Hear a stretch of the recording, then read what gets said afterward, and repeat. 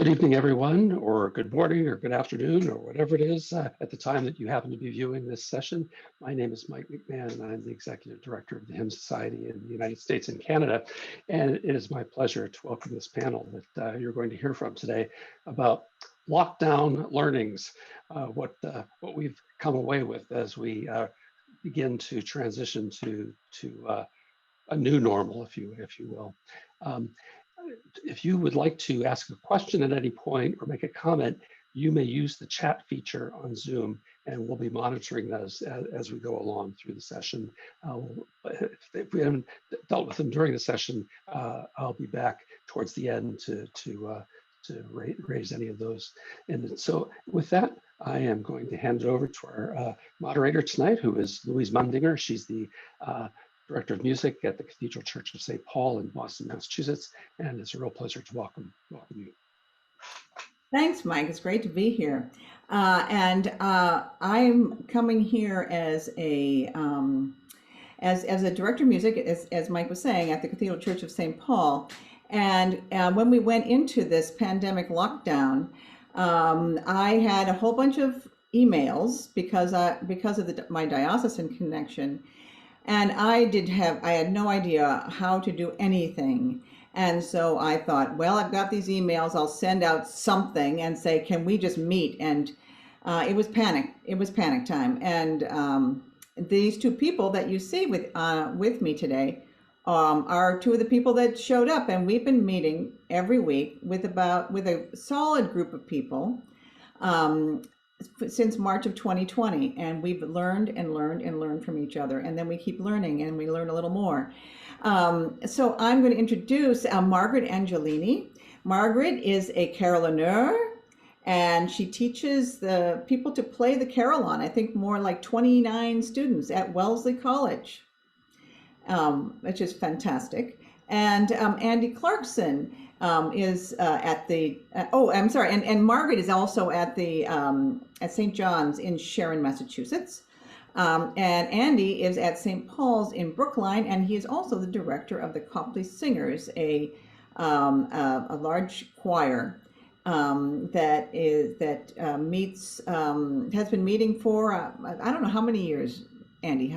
The Copley Singers are what, 20, 30 years old? 10, 15 years. 10 or 15 years, but he's the second one. He's the second director. So anyway, I'm going to share screen with you for a moment, and I have just a couple of things that we're gonna actually, the format of this is going to be to look at 3 questions. What did we learn? And so I'm going to share this with you, and I practiced, so I better be right. So give me a thumbs up, you can see it? Yes, excellent. So this is Lockdown Legacy. Lockdown Legacy Learning. I mean, we can keep going. Like I said, this format here is to conclude a panel of 3 church musicians who've been meeting weekly with our larger group of diocesan musicians from the Diocese of Massachusetts. We will share, we're basically going to take a little slice of what we do every week and present it to you. And I wanted to, why doesn't it not, see, after I practice, there we go. All right, here's the panelists, me, and here's Margaret from her Wellesley College photo. And this one I really like. I'll tell you how many people wear a bow tie with their cassock and surplice. But Andy, that is you. And these are, we're going to be sharing with you and things that we learned while we were away from our music and worship spaces. And we're also going to look at what we plan to resume. And these are these questions. It's, what have I learned from virtual worship and the pandemic? What will I take away? And what will I leave behind? So I'm going to stop sharing. And I'm going to start with an anecdote. And the anecdote actually is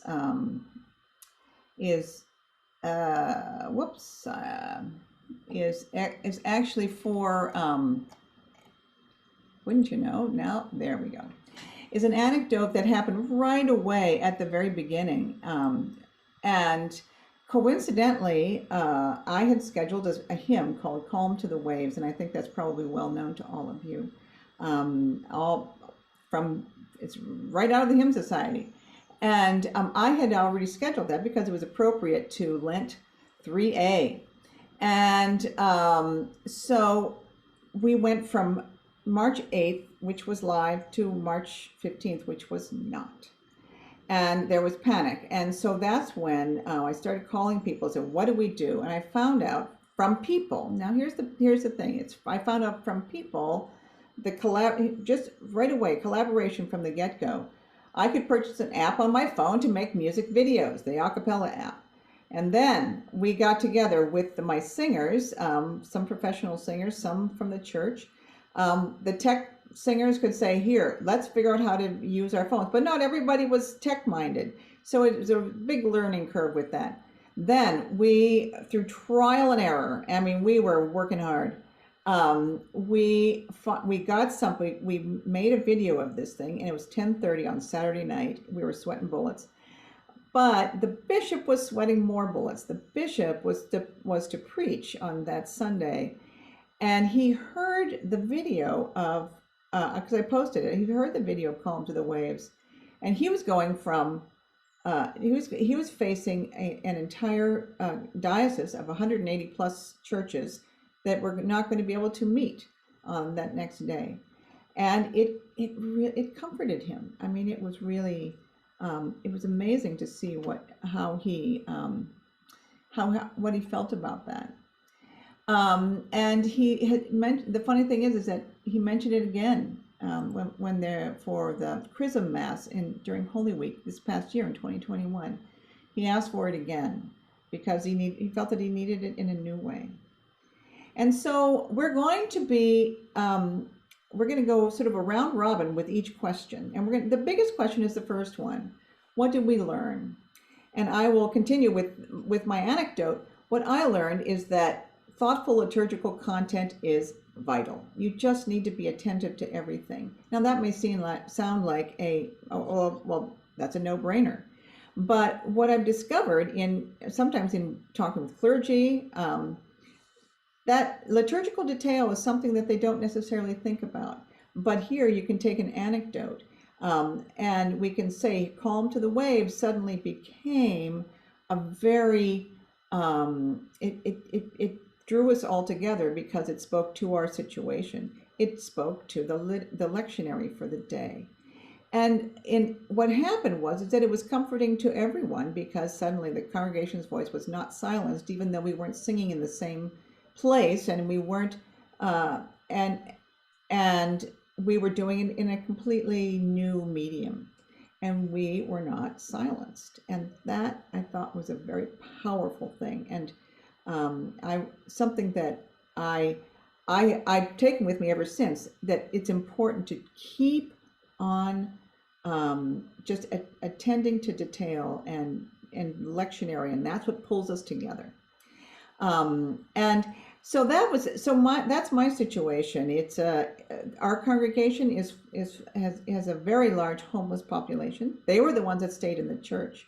We all went virtual. They stayed there, so that was important for them, the Calm to the Waves, because suddenly they had nowhere to go. Everything was closed. Even a bathroom was tough to find. So it was helpful for them. It was helpful for us, as we didn't know what this virus was. So there were so many ways in which that it was pastoral to a large, diverse congregation.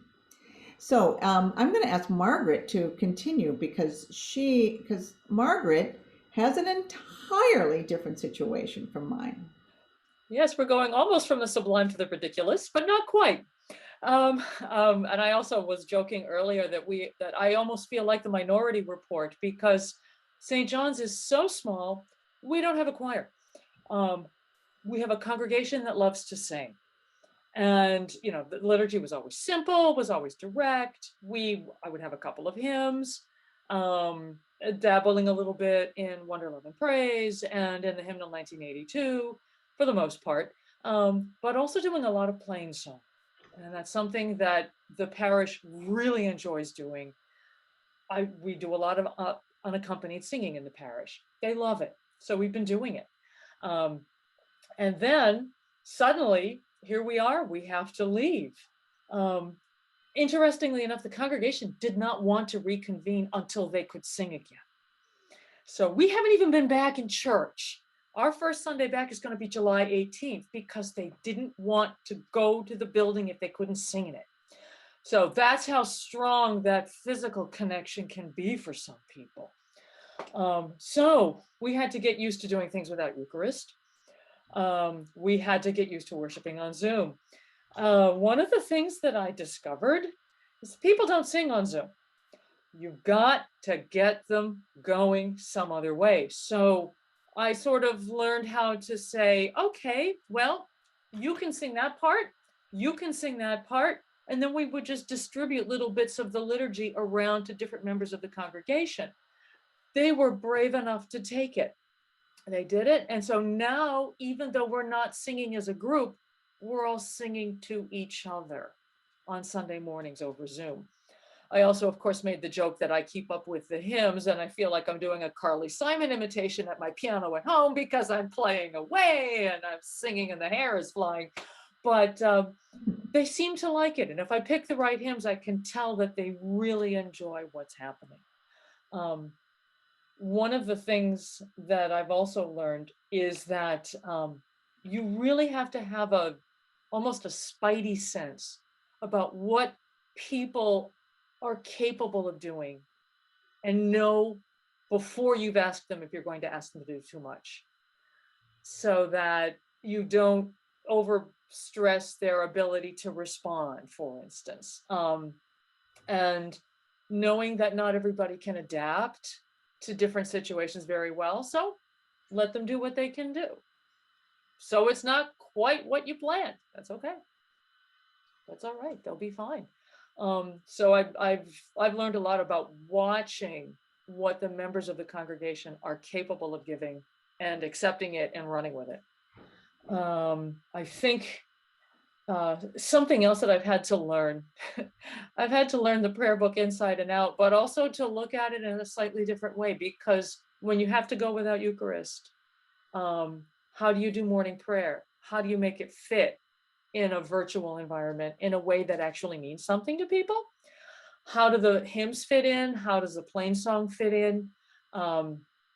And how do we take the time for it to feel like a spot where people can bring their prayers and sacred space? So I guess, well, that's a heck of a lot to learn. So I suppose that I can hand the baton on. Yes, Andy. Well, first of all, I've got to say that one of the things that was a big surprise that I learned from this past year was just what a wonderful group of colleagues I have in the diocese. We were talking about this before we started tonight, how out of this isolation that the pandemic created for us all, there was a great sense of connection and collaboration and new relationships that formed based on Louise's inspiration and the sense of need. So that to me was a wonderful thing to learn, that even in the rough, most difficult times, I think it's God is there. There are things, even in the most challenging times, there are blessings. For us in our church, we have a choir, and we have a congregation that loves to sing. And there was actually a fairly poignant moment for me that as I think back on it, we all know of the night that I think it was Wednesday, the Wednesday before. The Wednesday, I think it was around the 11th of March. I'm not sure that I have the date correct, but it was the date that choir out in Washington, out in Seattle, had that horrible super spreader event. And it was, I think most of us have heard about it. I think it was called the Skagit Choir, and they had a rehearsal, and it was a big super spreader event. Well, as it turned out, we had a choir rehearsal that same night, and I knew, that we all knew that there was something afoot, and it was really scary. And that night, at the beginning of the rehearsal, just before we were all distanced in our seating, but I sat down at the piano and I started playing. I have no idea why, but I started playing a jazz tune called "The Nearness of You," and it's a wonderful jazz tune. And one of my choir members recorded me singing, and he sort of scattered along to it and on his phone, and he sent that to me later. It was absolutely haunting. Of course, that Sunday we were all remote. We were in lockdown, and I'd say the two images that I would give in terms of key learnings for me would be that Sunday. I was playing the hymns for our congregation on my piano with this computer right in front of me, just like this. And my wife was with me, sitting right here, and she was singing. And that was how we brought our music to the congregation. We were just a Zoom client. And gradually over the first few weeks, we got some help from an audio friend of mine. We hooked up a special microphone that I had, and that improved the sound. But basically, I was doing just what we're doing here, but with a piano, and we were singing. And then members of the congregation were singing along with us. That went on for a few weeks. And as we were doing that, I started ruminating. Actually, what I'd like to do is then say one other little vignette, and that is, fast forward to February, late February. We had a service. It was on the first Sunday of Lent, and on that Sunday in the evening at 5 o'clock, we had a service which we have every year. It's called our Lenten Invitation. It's where we into an experience of sort of a deeper relationship with Lent. And as part of that service, we historically have always sung a requiem. Well, this past February, we sang the Fore Requiem. Our choir sang the Fore Requiem live, in person, standing outside in the snow. It was 22 degrees in the snow, distanced by 20 feet, masked. It's just wild, absolutely wild, but it was just an amazing experience. And getting from that first Sunday when my wife and I were just playing along as a Zoom client, to having outdoor choir in the snow with our full choir. I think there were about 15 to 17 of us singing around the backyard of our church. That was the story. That was sort of the main story of my year, because and the key elements of it were, after that first Sunday, I started thinking more and more about our congregation and our choir as also being a congregation. The choir itself, it's a community, and I thought, I just started thinking about the existential threat that the pandemic was to choirs and congregational experience of music. And I became determined to try and figure out how we might do this differently to try and feed our need for music.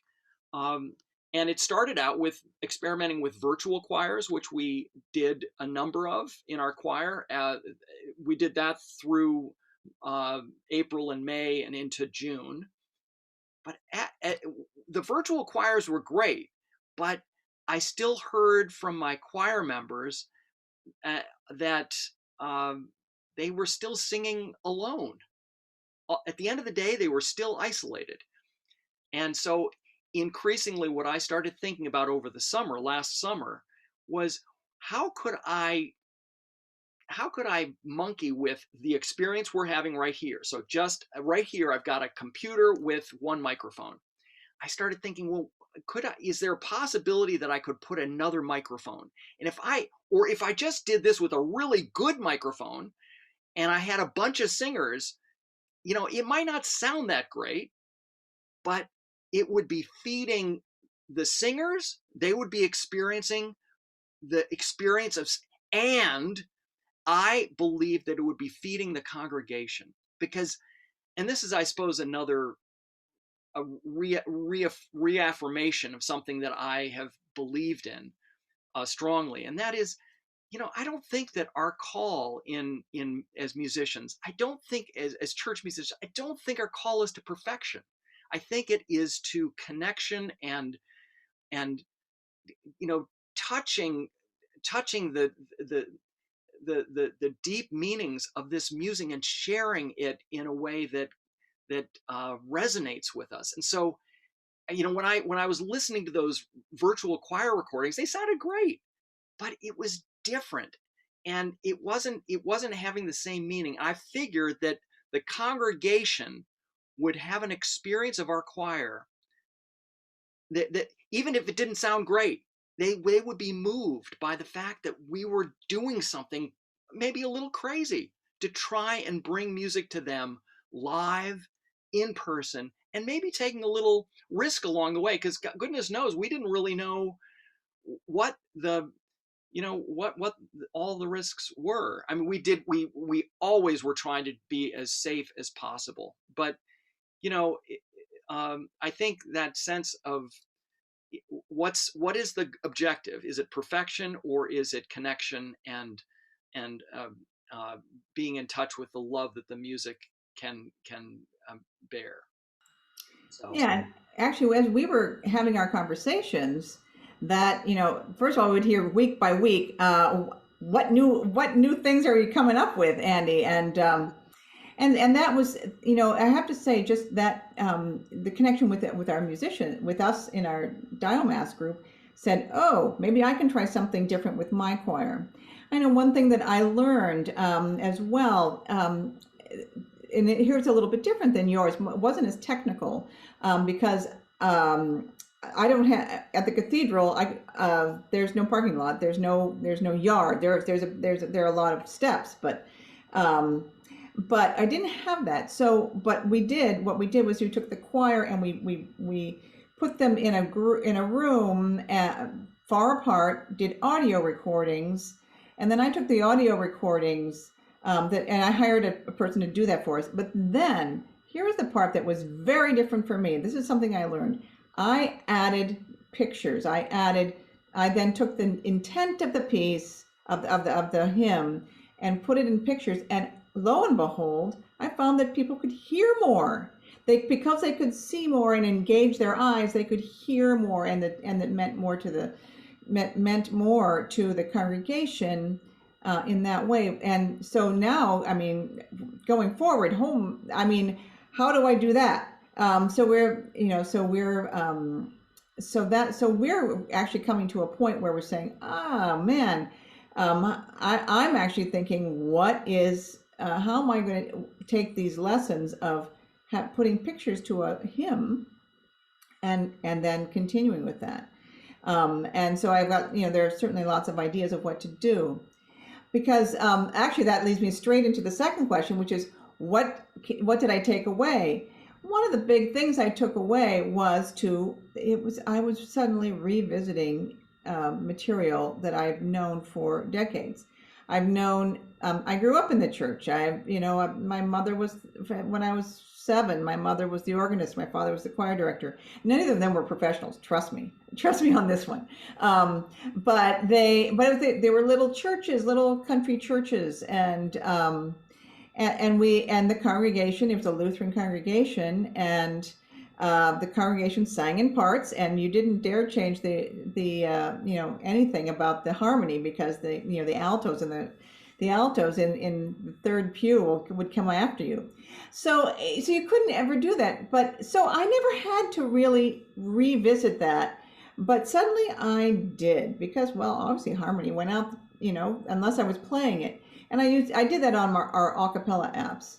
And so when I'm looking, so what I've discovered is that one of the big things that I've taken away from all of this and is that to choose content means I need to keep doing. I choose it and then I look at it again, and then I might get it right, and then I might use it the next week, and I'm doing things in a brand new way, which I haven't done before. I've never repeated things very often. You know, you play him, and then you think, you know, I was a teacher. I taught for many years, and you know very well that if you just put out a hymn, you do it once. Okay, now it's an old favorite. One thing we discovered is that old favorites were the ones to go to in this pandemic. But if you went to a new hymn, you do it once, and then you wouldn't do it for a while. Well, that's not, you know, let's do it a whole bunch of times. I've never really done that, and I'm starting to do that. Is to to make sure that people really put it in their heads. So one of the things that I've discovered is, like in that first time, Calm to the Waves, just hit home. It was just the right thing to do, and you know, it wasn't a coincidence. I mean, it was already in the lectionary, and it was a good hymn to do for Lent 3A, but so that it was already that attention to detail that was good. But you know, now that we have become closer to our congregations, I mean, I can think you both you and Margaret and Andy, I think you both can say, I know we've talked about this a number of times, that we've become closer to our congregations, right? Yeah, not just to our congregations, but to our colleagues. I mean, you know, Andy was talking about the collaboration that we had in this wonderful Diomass group and still continue to have. I am still remembering when people would say, wait a minute, now I'm ready to accept this information on how to do this particular program. Not everybody was ready at the different, you know, it's like some of us were ready to hit the recording button and do virtual concerts and, you know, and line everything up. And some of us just weren't ready for that right away. But we all helped each other along. And it paid off to repeat the information, just like repeating the hymns. It was really good to do that. And yeah, the getting closer to our colleagues and repetition was good, but also I'm noticing with my congregation, I see what they're comfortable doing, and it's a knowledge about what helps them on Sunday mornings that I don't know I would have been so sensitive to if I wasn't seeing their face in the box and seeing what their reactions are when I say something or when I do something. And one of the things that I also noticed that I hope we can take away is the spontaneity of saying that was moving. There was one Sunday, it was the few weeks after the murder of George Floyd. And I remember how strongly it affected our group at the diocesan level. And I also remember we promptly started sharing names of composers that we could start integrating into our liturgy. And I know that Andy, you gave a bunch of, you know, jazz and spiritual ideas, and Louise, you gave us some classical ideas to help us all find other things to explore. Well, I promptly went out and did an arrangement of We Shall Overcome. And I played that on my piano, and I didn't even sing it. And I remember, as soon as it was done, one of the members of the congregation just said, "Thank you." And it's not something that they would have done in church, but they did it on the platform. And I hope they don't lose that, because it was so good to hear from them that meant something when they heard it. Yeah, So, you know what, you reminded me too that one thing that we've started doing also is to have chat, to put prayers in the chat, and then we sing a chant or a hymn or something, a short thing, so that we're incorporating music in here's a new thing. This is one new thing that we've done. when we are we put the prayers in the chat, and we're singing during that, but then we stop and read the prayers, and so we've got, you have prayers from a homeless congregation, very poignant, and we have prayers from our congregation, and in those prayers we've been getting to know our congregation members, and so someone who has an ongoing illness, we know about that. We know these various things, and it all comes, partly where we found a new place to put congregational song, which is to sing congregational song while people are actively putting their prayers into the chat. And we're continuing to do that in the live stream, exactly how we're trying to figure out how exactly to do that, but it's become a new thing, which I think is really wonderful. And we're going to continue that. We don't know how exactly that's going to work while we have a hybrid situation. But Andy, I know that you started talking a little bit. What am I going to take away? You talked about your outdoor singing, which is... Yeah, one thing, it's sort of what I learned, but also what I'm going to take away is I've been a big hymn singer for years. I grew up having hymn sings in my family during the summers, and then I loved hymn singing so much in the summers that I started doing it, having hymn sing parties in Cambridge when I was working in Cambridge, and I realized that people, I just love singing hymns, and I think people from all different walks of life love it. I've tried years ago at St. Paul's. I tried doing some hymn sings there, and it didn't seem to take. But the idea of hymn singing came back during the pandemic, and it came back in this form for me. The priests in the church started up this idea of a morning check-in, a 15-minute morning check-in. And the check-in was basically a meditation. So at 8:30 every morning during the week, on our Facebook page, we have a little Facebook Live video of a check-in. And so the priests were doing this every day. And my wife came up with this great idea, which was maybe one of those days of the week we could do a hymn sing. And so I I thought, well, that sounds like fun. And I pitched the idea to the priests. They loved it because it was one day they wouldn't, it would relieve them of a day. So starting somewhere, I don't know whether it was in like May of last year, we started doing these hymn sing, these Thursday morning hymn sing meditations. And it has been such a wonderful theme for the year.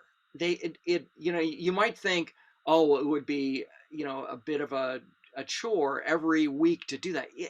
It was lovely. My wife and I have she's a wonderful singer, and so I'm blessed to have her to sing with, and oftentimes I'll play and she'll just sing.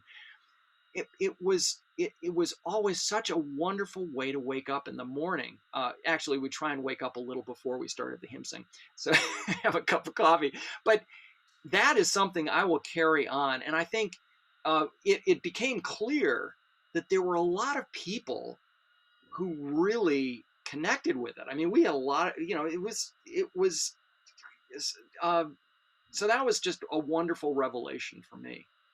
Yeah, I mean, Andy, I think you get like 100 people, 120 people, right? These days I think with the summer and the sense of the pandemic winding down, it's less, but months ago we were well over 100 people who would view it. Many of them live, and many folks would just tune in later on. But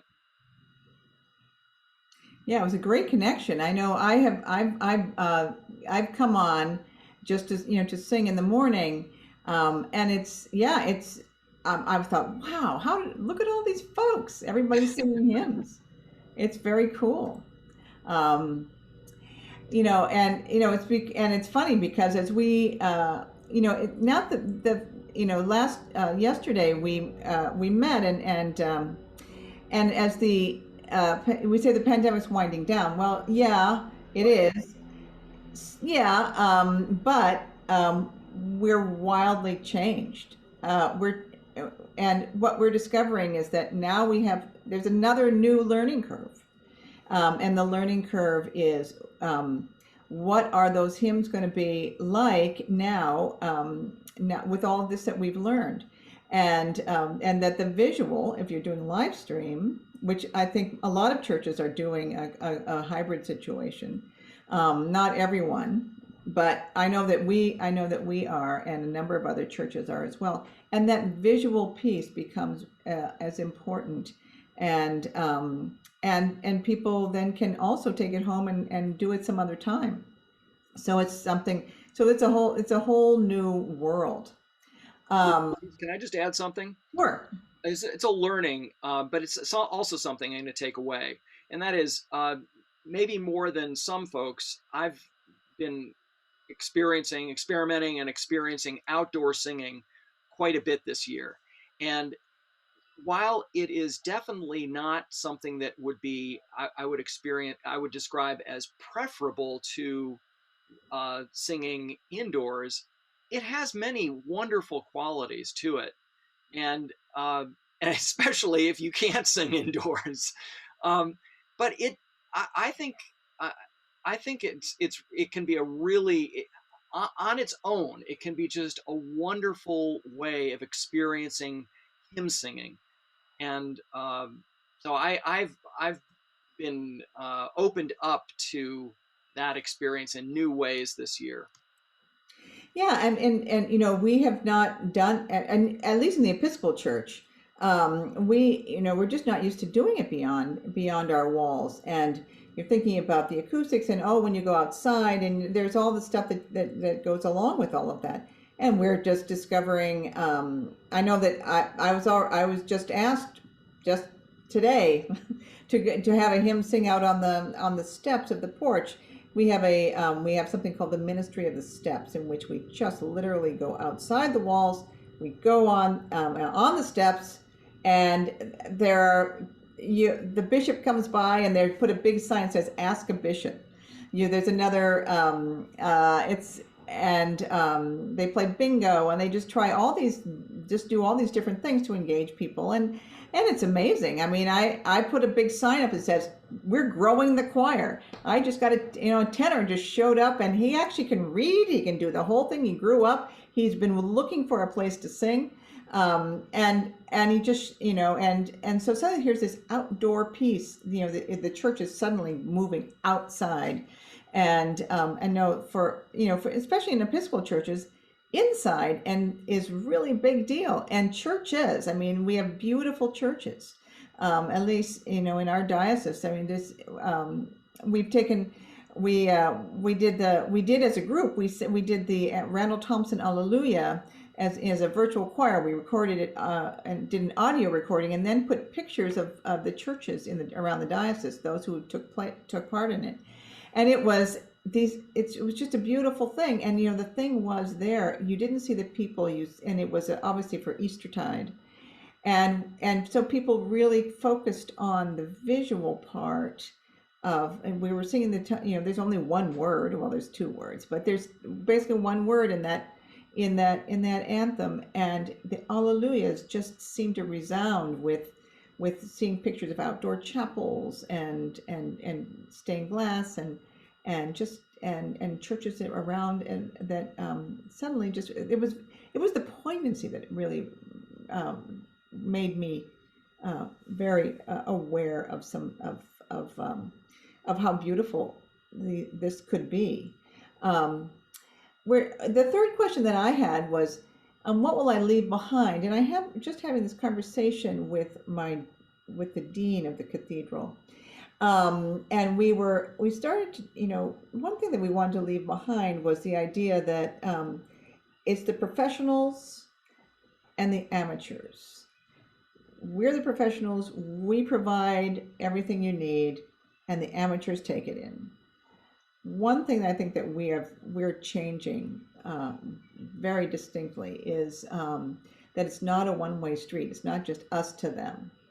But through the pandemic and in our Zoom worship, we've just gotten to know people so much more, and so that it's a two-way street. And in order for it to be a two-way street, you have to stay in contact.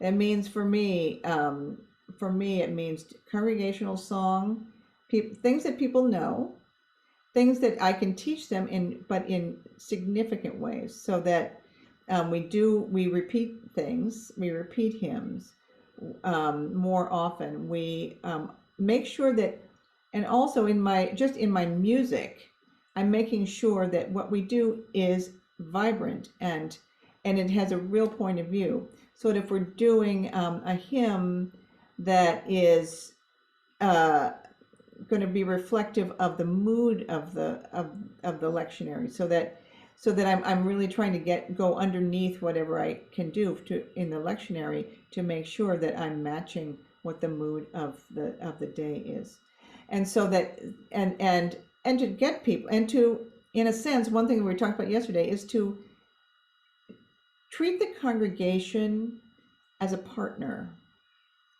and as we have disciples, and some of us have had a little more training, but we're all disciples, and that has been, just really getting to that piece of it. So I mean, that is one thing that I'm certainly going to be taking away. Louise, yeah. Oh, Louise, you were talking about professionals, and I wanted to just make a note of something that I'll be leaving behind on that score, and that is, I think one of my favorite prayers is the St. Francis prayer of Assisi, in that I love the notion of that in the giving there is receiving. And I imagine that we all have had the experience of being surprised by times when we thought we were giving and that our primary role was giver. And hello, we experienced something a little different.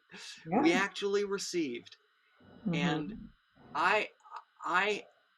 there are two professionals I was working with this year. One, just little vignettes. One came up to me. This is a woman who was my soprano section leader.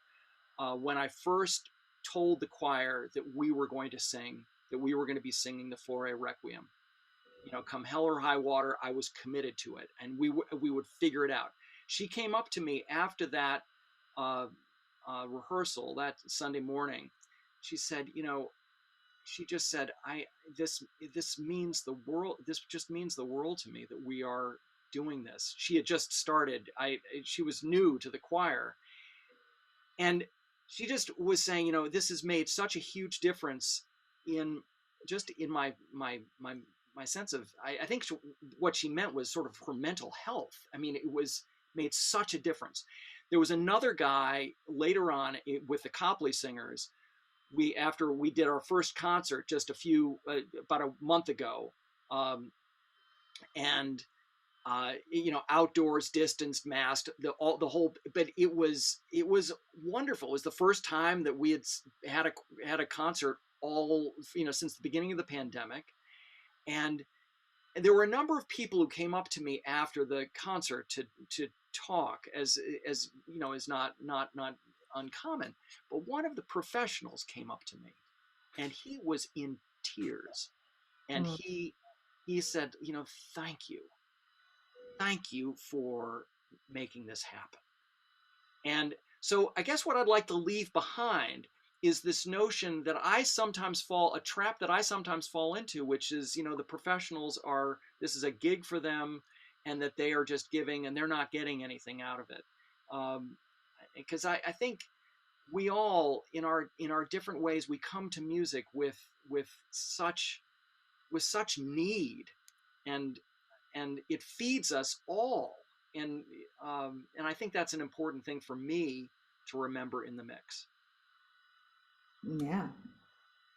Yeah, mine is probably something that would be most germane to those who follow prayer book traditions, but I have I've been in one of those that just as we see, the professionals versus the receivers, but making sure that, there's a give and a take is a far better way to look at it. I'm even looking at the way that we do our Sunday mornings, the way that we dive into the Book of Common Prayer in the Episcopal tradition, um, as as easy as it is to become rigid with what you find in those pages.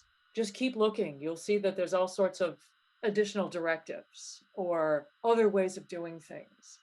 And being able to converse with those who are saying the other half of the prayers, who are saying the responses, who are singing back the other half of the psalm. I'm going to leave behind saying that I know how to use it. Because I think that the experiences that everybody in the congregation brings when they pick up their prayer book, they might not know everything that's in there, but that's okay. They're seeing a different prism, and that prism is part of how the light gets played out on Sundays. And yeah, we could use it as a rule book. We could use it as a guide, or we could use it as a way to dive a little deeper into a relationship that, well, for the most part, we talk about this relationship as something that, if you are doing it as a community, if you are doing it as a group of singers, if you are doing it as an organized religion, wear it lightly, I think, is probably the best way to describe it. Don't wear it too heavily. Don't hang on too tight. Because not only the arguments start that way, but nobody gets any better. Nobody gets any closer. And at a time like this, we need closer. So be willing to wear it lightly and see if it helps you get closer to people. So, and Yeah, you know what? I was chatting with another colleague the other day, and he was saying, there's a point also where the congregation needs to learn to love its voice. Here's the two-way street: is that all we're doing is we're making the choices, we're putting the stuff out, but their voice is the one that actually produces the thing, and their voice is one that they need to learn to love. I know that for us there aren't any pews, so we tend to be in a circle. Now we're much further spread apart, and so we're learning how to love each other. Or the congregation is learning its voice in a little different way. We just been back 1 week, so it's a new thing. And obviously we've been like two congregations anyway, because we've had the homeless congregation in the space, and we've been saying, holding the space, and then they're welcoming us back, and some of us know them and some of us we don't, and there are new faces there, but it's one congregation, and to love its own voice, to experience the diversity and of the situation, I think is really an important thing, and I think we're finding that out. I love when just talking with Margaret here, she's saying, oh, by the way, I teach a hymn a cappella.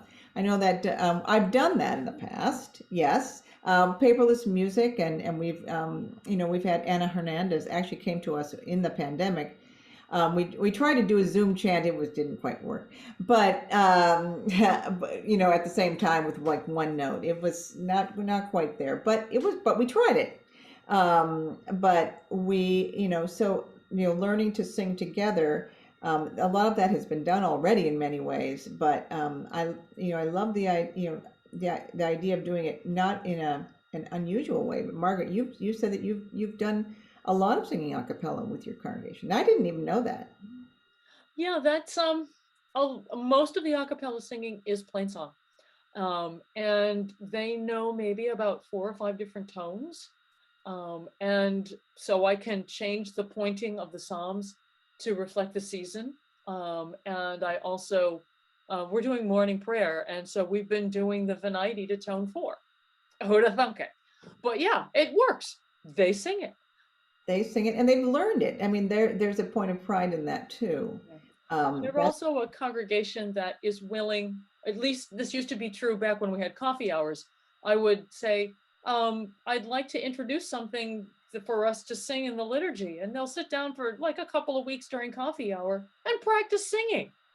They took it seriously. And they probably will do so when we go back. I mean, to the point now where they sing when we go back, we will probably sing the Nicene Creed to tone 5.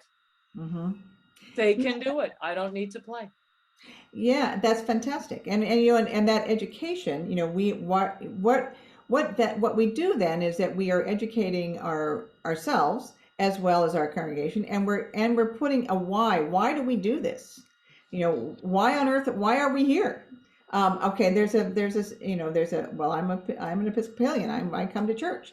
Yeah, but the other why, why, there's community, there is a shared belief system and all of that kind of thing.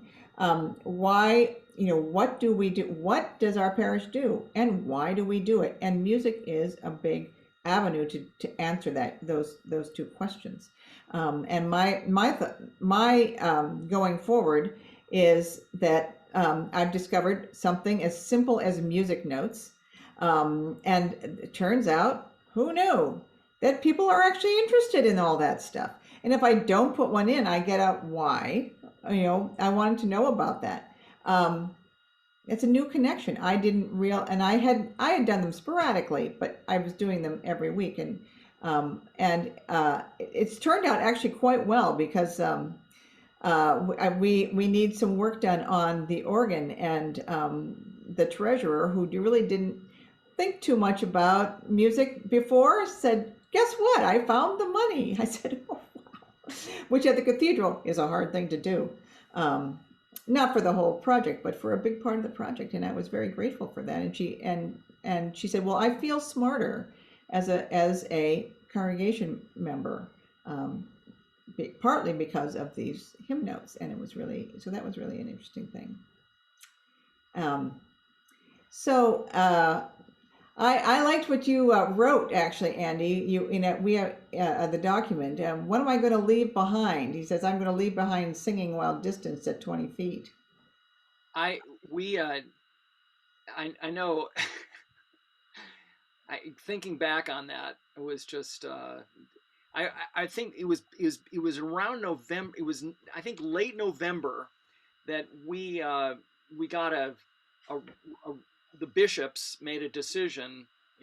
The Massachusetts, Eastern Massachusetts bishops in our diocese made a decision about how we all had to be distanced to sing, and you had to be distanced 20 feet inside to sing and masked, and then they said that you also had to be distanced 20 feet outside and masked, which for me was based on everything that I had been reading and hearing about through webinars, etc. It seemed a bit much, and we had been doing our outdoor choir since the beginning of October, and we'd been distancing 6 feet masked. When I heard it was 20 feet, I thought that was going to kill our outdoor choir, and I just felt so defeated. And then I thought, hold it. I just came up with a new configuration, and instead of having us sing in a big semicircle, which is I'd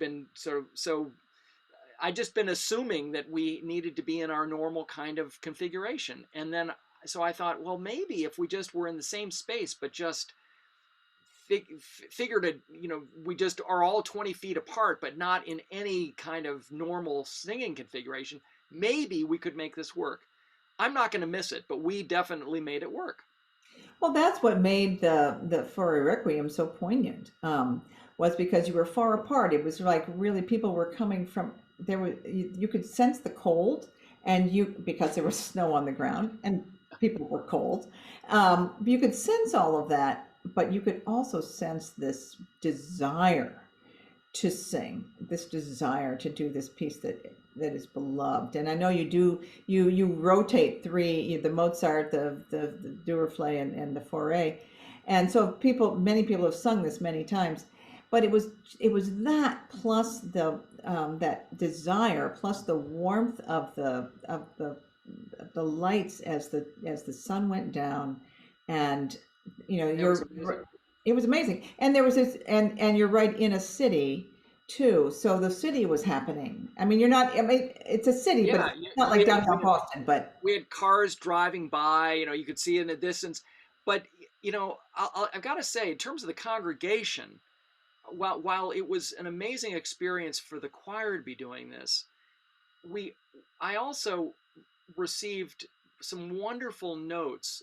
There were a number of members of the congregation who wrote letters to me, and I think it was not just that they appreciated the sound, the actual music, but the fact that people were going out in the cold and they, there was some suffering going on out in the cold. I mean, the people were cold. Our pianist playing. I know, Louise, you've done this, like playing a piano out in 20-degree weather is tough. I don't know how Jeff did this all the way through the Fauré. It was Herculean, but I think the congregation also deeply appreciated that, and there was a meaning that it was palpable. It's hard to put words to it, but that was also, I think, powerful for the congregation. Well, it was also interesting that the clergy was all inside, which was interesting. Well, I thought that was interesting. Well, we were distanced, yeah. Yeah. We didn't have space for them outside. No, you didn't have any place for them. Oh, well, gee whiz, right? Oh, man. And because I did watch that and I thought, wow, that is, I mean, well, and honestly, well, yeah, they were inside, but, it really did add to all of that. And I thought that was really cool. Now I'm looking here. We are just almost at an hour, and I haven't seen anyone put anything in the chat. So that means that our conversation has been so enlightening that Louise, yes. I'm just wondering, have we covered the connection that has been made to that Margaret made to? Thank you. Yeah, I think that would be a good thing to note, because that was one of the wonderful gifts that came out of this year. Thank you. Yes. Yes. Okay. I'll see how efficiently I can describe this. Our priest in charge is Father Philip Kuta. He is Tanzanian, and he's a member of the Diocese of Mpwapwa there. It's a young diocese, and they're about to celebrate their 25th anniversary. He asked me to take part in an event there that would be like a hymn sing or a hymn choice. He wanted me to serve on the jury and have all of these people from the diocese contribute music, and then to help incorporate it into their liturgy there. Things have slowed down a little bit. It is not something that I could do because I couldn't go there, but the colleagues in the Diocese of Massachusetts have willingly stepped up and said, we'd like to help if it's possible. And there is now a proposal going to the Diocese of Mpwapwa, and they are in the process of getting in touch with all of these far-flung parishes so that everybody can feed back to the diocese what they would like to have as a collaboration with the Diocese of Massachusetts when the time goes forward. This is still very much in the planning and inquisitive phase, I suppose is what you would call it. Everybody's still trying to figure out, well, what do we want to do with this? But it's inspiring to think that we can help those singing elsewhere to do what we are doing. And they for like us. I said, it's coming. I'll know more later. Yeah, that is, the Diocese of Mpwapwa is the one that I know that you shared with me, Margaret, and and it's not just what we send there, but what their what their music is for us as well. Talk about outdoor singing. I think that there's quite a lot of that, and so there could be a real great connection. But it really it was nice for Margaret to bring it to our group, because then we could sort of share it and perhaps make something happen. And so we're really looking forward to what that will all be. So I think so. We're right at an hour, and if there are no more questions from us for us, I think that we can call it. We can call it. Great. I am so enjoyed your conversation. It's pretty clear that you've learned a lot from your experiences this past year, but it's also clear that you've learned a lot from one another, and that is really, really impressive. So thank you very much, Louise and Margaret and Andy, for being with us tonight and sharing your wealth of experience. And everybody, thank you for being with us. We'll look forward to see if the conference has not yet happened. We'll look forward to seeing you there. Otherwise, blessings on all that you do. Good night.